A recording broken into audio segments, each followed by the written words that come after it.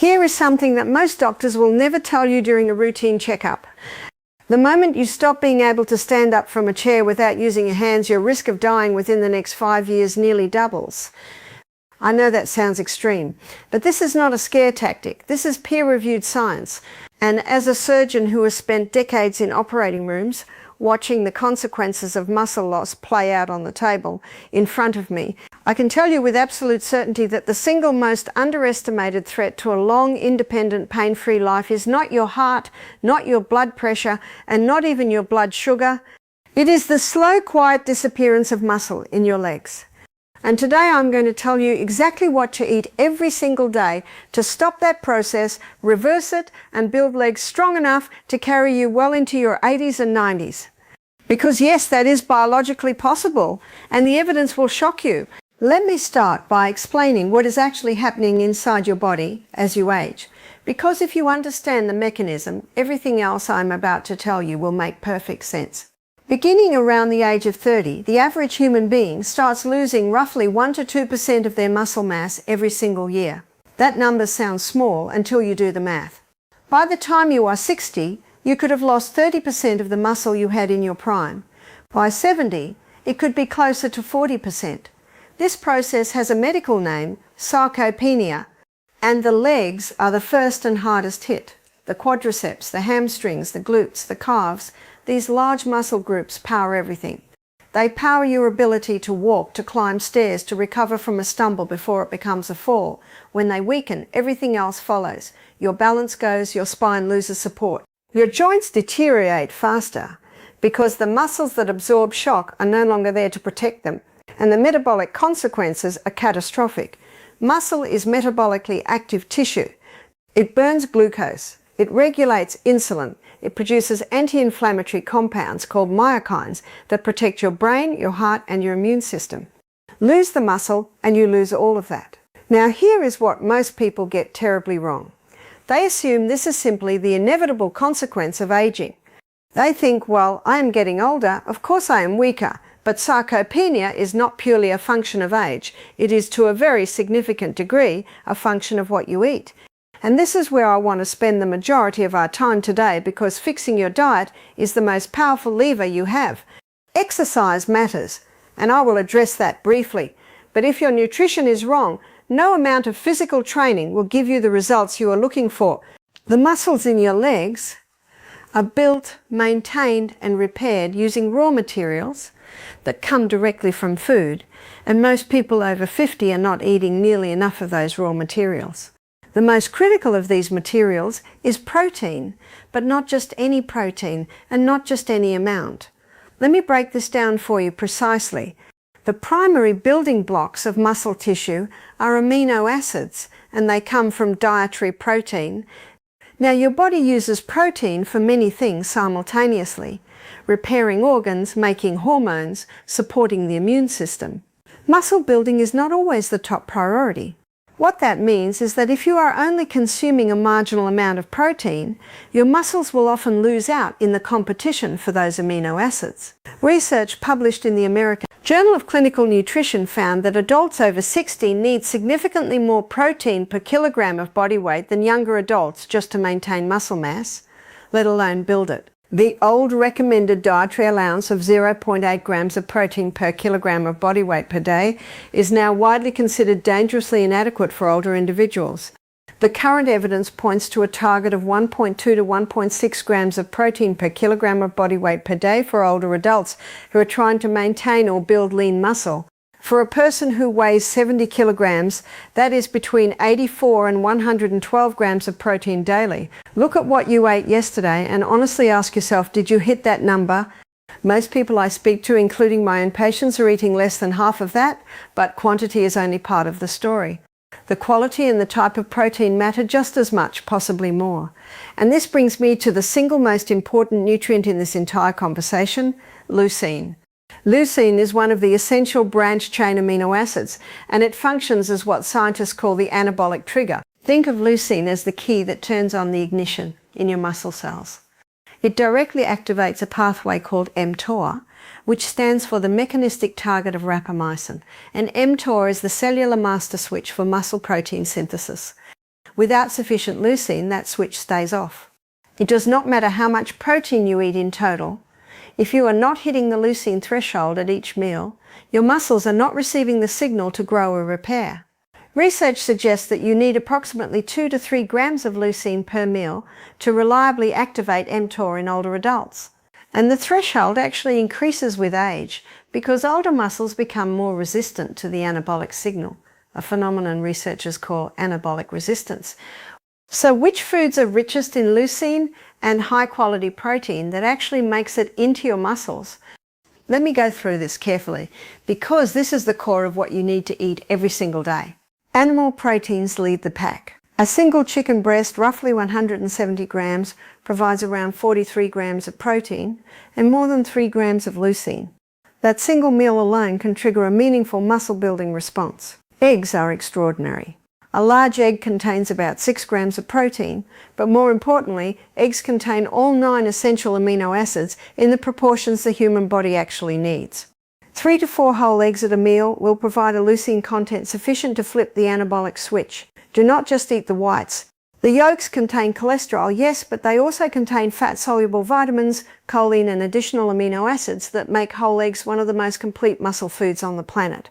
Beef, particularly lean cuts like sirloin or round steak, is another powerhouse. A 150 gram serving provides roughly 38 grams of protein and is one of the richest sources of creatine in the food supply. And creatine itself is a separate compound that has been shown in dozens of randomized controlled trials to significantly improve muscle strength and mass, particularly in older adults. Greek yogurt is outstanding, providing up to 20 grams of protein per cup in a form that is rapidly digestible and comes packaged with calcium and probiotics. Cottage cheese, salmon, tuna and sardines round out what I consider the essential daily protein foods for leg strength and overall muscle health. Now, what about plant-based eaters? I want to address this honestly and without bias. Plant proteins can absolutely support muscle health, but there are 2 challenges you need to know about. First, most plant proteins are incomplete, meaning they do not contain all 9 essential amino acids in adequate amounts. So I use the major exception. It is a complete protein and a legitimate muscle-building food. Second, the leucine content of plant proteins is generally lower than animal proteins, which means you need to eat larger quantities to hit the anabolic threshold. If you are plant-based, I would encourage you to focus heavily on soy products, including tofu, tempeh, and edamame, to combine proteins strategically, such as rice with beans or lentils with quinoa, and to consider a leucine supplement or a high-quality plant-based protein powder to close the gap. There is no moral judgment here, only the biology. Know the challenge and plan around it. Beyond protein, there are several other nutrients that play a directly underappreciated role in leg strength, and I want to make sure you understand each one because omitting them is one of the most common mistakes I see. The first is vitamin D, and I cannot stress this enough. Vitamin D receptors are found in muscle tissue, and deficiency in this vitamin is directly associated with muscle weakness, poor balance, and increased fall risk. A landmark study published in the journal Osteoporosis International found that adults with vitamin D deficiency had significantly lower muscle strength and a dramatically higher rate of sarcopenia than those with adequate levels.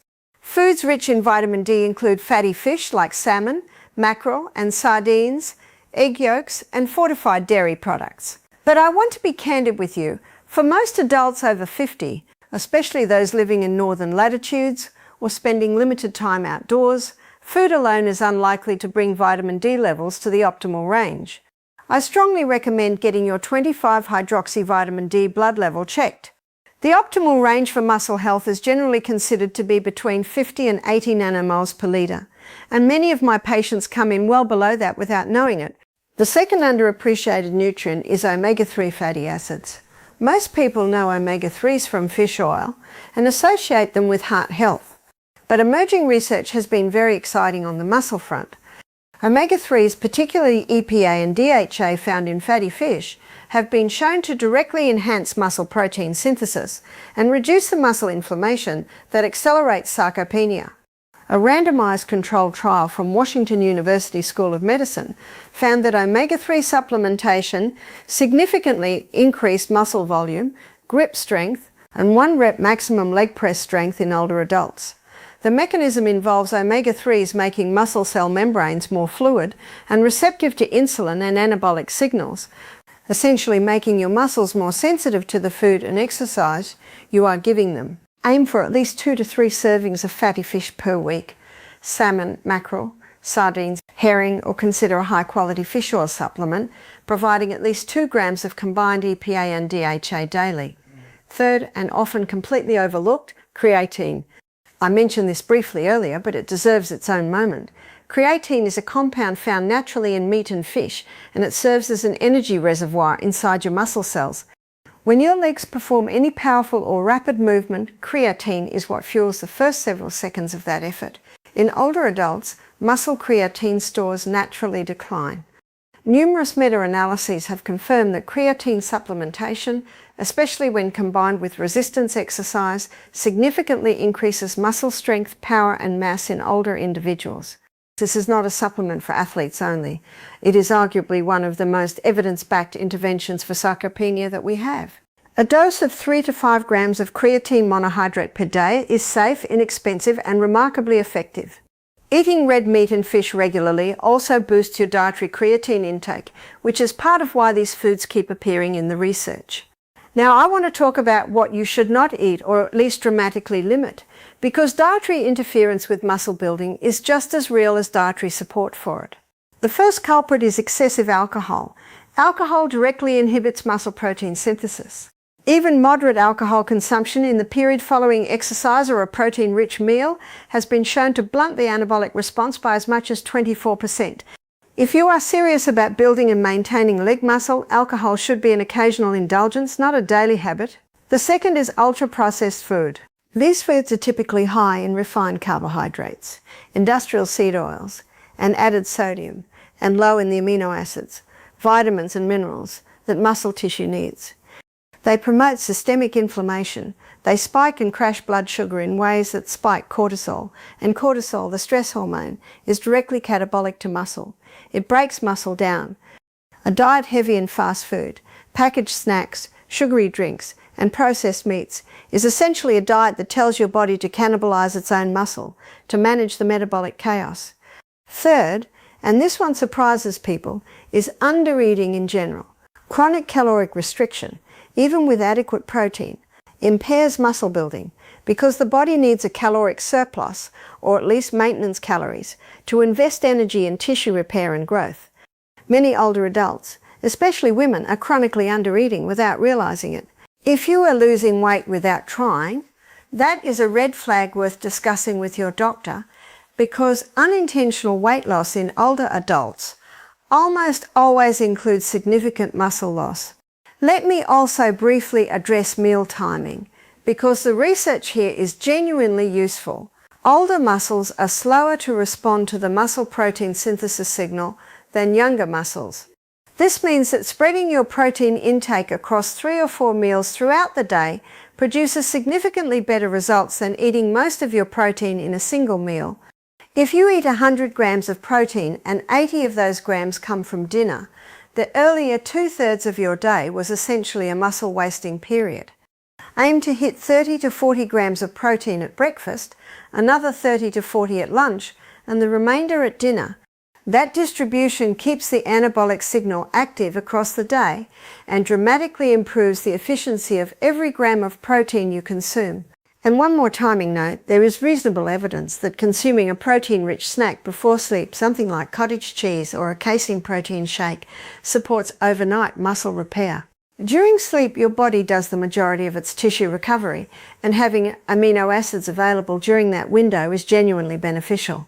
I also want to acknowledge the exercise side of this equation briefly, because diet and movement are inseparable partners. Resistance training is the most powerful trigger for muscle protein synthesis. It creates the demand, nutrition provides the supply. You do not need to go to a gym or lift heavy weights to get meaningful results, especially if you are over 70. Bodyweight exercises like squats, step-ups, wall sits, calf raises, and resistance band exercises performed 2 to 3 times per week have been shown in clinical studies to meaningfully increase leg muscle mass and strength in adults in their 70s, 80s, and even 90s. The key is progressive overload gradually increasing difficulty over time and consistency. But remember, if you exercise and do not eat enough protein afterward, you have essentially created muscle damage without providing the materials to repair it. The combination is everything. The big picture I want you to walk away with is this: strong legs at 90 are not a fantasy, they are a biological outcome. They are the result of deliberate daily choices, primarily nutritional choices made consistently over time. The food you eat today is being used right now to either build or erode the muscle tissue that will determine whether you can stand up from a chair at 85, whether you can recover from a stumble on the stairs, whether you can play with your grandchildren on the floor and get back up afterward. That is not a small thing. That is your independence. That is your quality of life. That is the difference between a long life and a long good life. To summarize everything we covered today, prioritize protein at every meal, aiming for 1.2 to 1.6 grams per kilogram of body weight daily, with a focus on leucine-rich animal or soy proteins. Correct your vitamin D and omega-3 status through food and supplementation. Consider creatine monohydrate as a safe and evidence-backed daily addition. Distribute your protein across all meals rather than loading it at one time, and eliminate or seriously limit alcohol and ultra-processed foods that actively work against your muscle-building efforts. If you found this information valuable, please make sure to subscribe to the channel, hit the like button so this video reaches more people who need to hear it, and drop a comment below telling me what health topic you want me to break down next. I read every single one.